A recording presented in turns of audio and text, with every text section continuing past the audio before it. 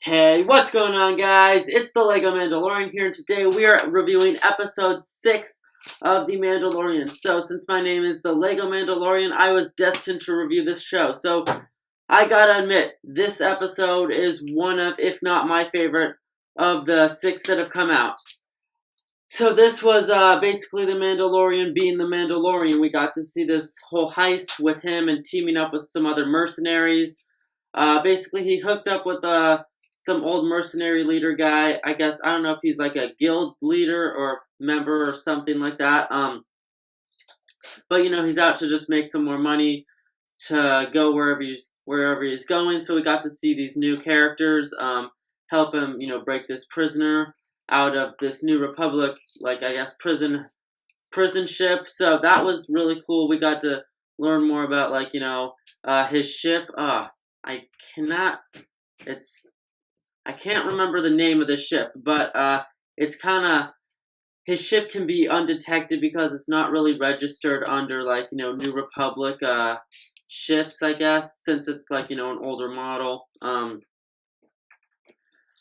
there's we get to see stuff like that.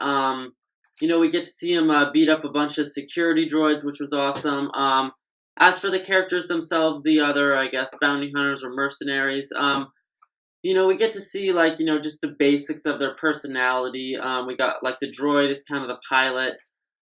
We got, the big devil guy as, the muscle of the group. Then we have the Twilight girl, who the prisoner is actually her brother. And then we have the last guy with I guess he's got the gun on his back. He looks a lot like one of the characters from Breaking Bad. I might be wrong, or maybe it is him. But anyway, that's the first thing I thought of when I saw him. But I thought this just felt like a story about a bounty hunter teaming up with other bounty hunters for a job. I mean, it's a lot like there's this one episode from the Clone Wars. I think it was in season 5. Asajj Ventress, when she basically decides to become a bounty hunter. It's kind of a big bounty hunter team up against for one mission. I mean, it's not deja vu to a Clone Wars episode like episode 4. That was kind of I could tell there was for that episode I could see all the similarities, but I'm not going to talk about that episode. That's kind of the whole gist of it. Of the episode, and then we get to see that it was kind of a whole setup to get revenge on the Mandalorian. Because I guess there was something about him, the Mandalorian, and the Twi'lek guy. I guess he must have left him behind on a mission or something. So then they lock him up in said prison cell. But since he's the Mandalorian, he found a way out using the security droid. And then we kind of get to see him, it's probably for, a good 5-10 minutes just going around the ship.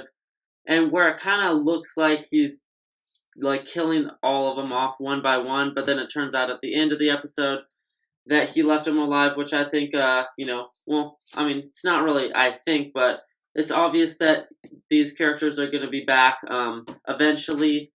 Who knows? It's going to be season 2 or 3, but we'll see them again. I mean, that's kind of what what the show's been hinting at for the past few episodes. We're going to see reoccurring characters. We're going to see, the Mandalorians. I mean, I hope we can see them again soon.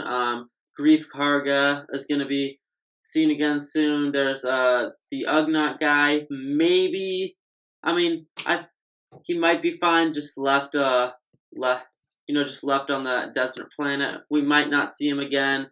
Cara Dune, most likely going to see again. And then there's also from last episode, episode 5.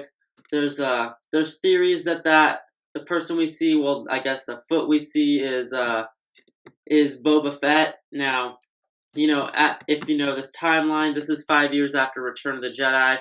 But I mean, people have been theorizing / speculating for decades that Boba Fett did survive the Sarlacc pit. For me, I'm honestly not sure where I stand on it. I mean, on one hand, I think it would be cool to see the Mandalorian, go up against Boba Fett, which is he's the one that he is not technically the first Mandalorian, but he's the first person that we ever see wearing the whole Mandalorian armor. Actually, sweatshirt is technically Boba Fett's Mandalorian armor. But I mean, I think that would be pretty cool. Boba Fett's technically a Jango Fett clone too, which at this point I'm guessing there are almost none left, unless we're counting Captain Rex, assuming he's still alive at this point in time. But then, I mean, as for Boba Fett, I still think, I mean, like, I don't know. I mean, it's kind of a big fan thing that people have been theorizing he never died. So yeah, like I said, I'm kind of 50-50 on bringing him back. But then yeah, as for this episode, it kind of ends with it was honestly pretty clever. We got to see him go back, take the Twi'lek guy, the guy who was trying to break out, back to the mercenary leader. Got paid, but then I didn't mention this yet, but they did run into this one New Republic guy who looks a lot like a rebel soldier, which it doesn't really make sense because they're only 5 years out of after the fall of the Empire, so their uniforms aren't really going to change very much. So that was cool, but anyway, they basically killed him, but he sent a distress signal to the New Republic.